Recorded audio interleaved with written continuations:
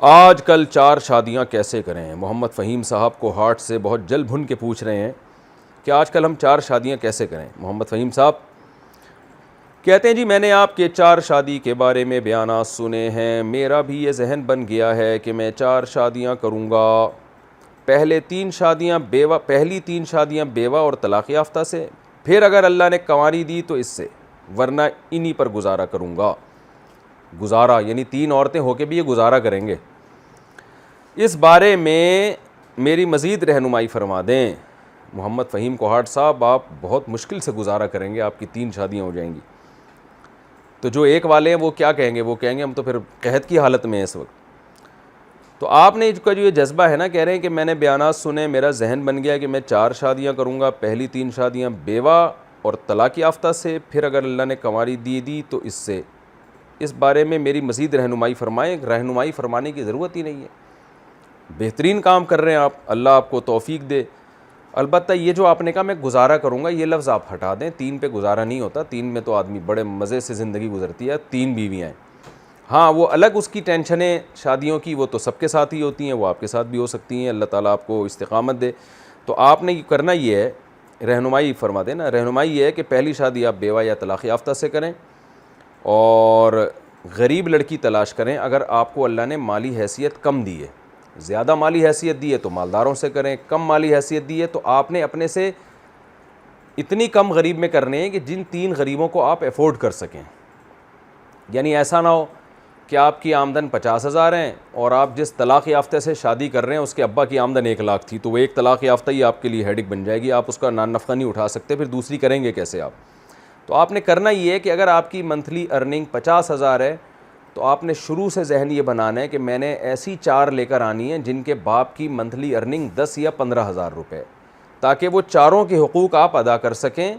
اور کیونکہ غریب لڑکی آرام سے گزارا کرے گی، مالدار آپ کی اس تنخواہ میں گزارا کر نہیں سکتی۔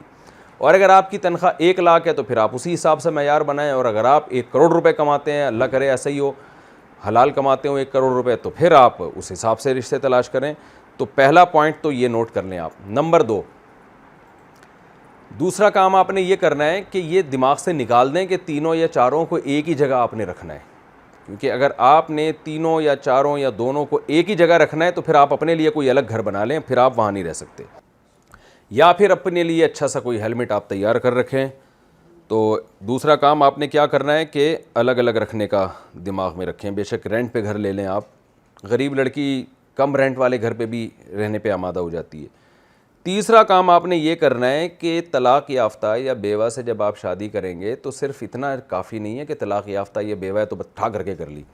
بہت سے لوگ یہ کر رہے ہوتے ہیں کہ بس ہم نے چونکہ کسی کا گھر بسانا ہے تو جو رشتہ آ گیا بس کر لینی ہے ہم نے، ایسا نہیں ہے، کیونکہ زوجہ کے ساتھ بہرحال زندگی گزارنی ہوتی ہے، محبت کرنی ہوتی ہے، اور قرآن نے بھی کہا ہے فَانْكِحُوا مَا طَابَ لَكُمْ، ان عورتوں سے نکاح کرو جو تمہیں پسند آئیں۔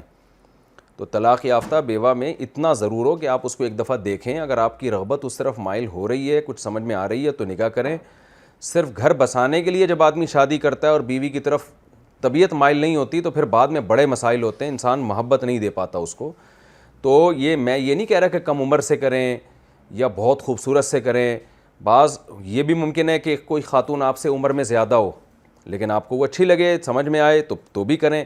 ان نخروں میں نہ پڑیں کہ عمر اتنی ہو یا عمر زیادہ ہو یا قوم کون سی ہے، ان چیزوں میں نہ پڑیں۔ ما طاب لکم، قرآن کہہ رہا ہے جس کی طرف تمہاری رغبت ہو، بعض دفعہ غیر قوم میں کرنے میں رغبت ہوتی ہے، تو یہ سب چیزیں۔ اور چوتھی بات اس کا آپ نے، یہ میں آپ کو اتنی تفصیل سے ریکارڈ کروا رہا ہوں کہ یہ صرف آپ کے دل کی آواز نہیں ہے، بہت سارے لوگوں کو اس بارے میں رہنمائی چاہیے۔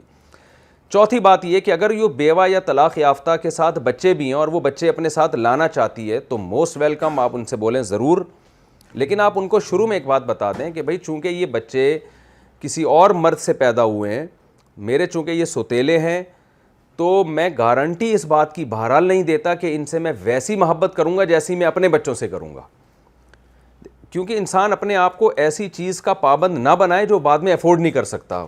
ایسے کیسز ہمارے سامنے آئے ہیں، مرد نے جوش میں آ کے کہہ دیا کہ تم بچے لے آؤ اور میں ان سے وہی ٹوٹ کے محبت کروں گا جو میں اپنے بچوں سے کروں گا، بعد میں ہو نہیں پاتی آدمی سے، پھر گھروں میں لڑائیاں ہوتی ہیں، اختلاف ہوتے ہیں اور طلاقیں ہوتی ہیں۔ تو اس لیے پہلے بتا دیا جائے ان کو کہ بھائی آپ کے ساتھ بچے آئیں گے، آپ کی کسٹڈی میں رہیں گے، میں ان کو آپ کی گود سے چھینوں گا نہیں، تو یہ بھی بڑی بات ہے کسی طلاق یافتہ یا بیوہ کے لیے کہ اس سے بچے چھینے نہیں جا رہے شادی کے بعد، تو رہیں گے آپ کی کسٹڈی میں، لیکن یہ آپ کے بچے ہوں گے. مجھ سے جتنی محبت میں دے سکا ضرور دوں گا، اور کوشش کریں پوری محبت دیں ان کو، کوشش تو پوری کریں، لیکن ایگریمنٹ نہ کریں ایسا کوئی، بعد میں اس کے بڑے نقصانات ہوتے ہیں. اور ان کو پہلے بتا دیا جائے کہ بھائی ان کا وراثت میں میری طرف سے حصہ نہیں ہوگا اور یہ آپ کے ساتھ رہیں گے. باقی آپ مجھ سے یہ امید نہ لگائیے گا کہ جو مجھے اپنے بچوں سے جتنا لگاؤ محبت وہ آپ کے بھی بچوں سے اسی طرح ہوگا، یہ میں پہلے سے بتا دوں کہ یہ نہیں ہوگا. یعنی یہ چیزیں کلیئر کر دیں آپ، دل میں آپ یہ نیت کریں کہ میں پوری محبت دوں گا. تو اس سے کیا ہوتا ہے کہ پھر عورت کو پہلے سے پتہ ہوتا ہے بھائی بس مجھے اتنا بھی میرے شوہر کا احسان ہے کہ مجھے بچے انہوں نے لانے کی اجازت دے دی. تو پھر آپ جو ہے وہ اس کو محبت بھی دیں دیں تو زیادہ اچھا ہے. خرچے کے بارے میں بھی پہلے سے طے کر لیں آپ کہ بھئی یہ بچے آپ لے کر تو آ رہی ہو اپنے ساتھ، تو ان پہ خرچہ کون کرے گا. اگر آپ نے خرچہ اٹھانا ہے تو بہت اچھی بات ہے، نہیں اٹھانا تو پہلے سے کلیئر کر دیں کہ بھئی میں 1 روپیہ بھی خرچ نہیں کر سکتا، میں افورڈ نہیں کر سکتا، تو خرچہ ان پہ میں نہیں کروں گا، بلکہ خرچہ ان کے باپ سے لیا جائے یا ان کی وراثت سے یا ان کے جو ددیال ہے جو بھی ہے جہاں سے لیا جائے. تو میں جو ہے خرچہ افورڈ نہیں کر سکتا، صرف آپ کو بچے ساتھ لانے کی اجازت ہوگی. اور اگر افورڈ کر سکتے ہیں تو 100 دفعہ آپ خرچہ اٹھائیں ان کا بھی، یہ تو بہت بڑی ایک بہت ثواب کی بات ہو جائے گی. تو یہ مطلب یہ ہے کہ ساری باتیں بالکل 2 اور 2 4 کی طرح پہلے کلیئر کر کے کریں، ورنہ لینے کے دینے پڑ جائیں گے. آپ گھر بسانے کے لیے شادی کر رہے ہوگے اور وہ گھر بسنے کے بجائے ایک دفعہ طلاق ہوئی ہے، عورت کو دوبارہ بھی طلاق ہی ہونی ہے پھر. تو یہ ایسا کام نہیں کرنا چاہیے جوش میں آ کے، جس کے بعد میں نتائج غلط ثابت ہوں.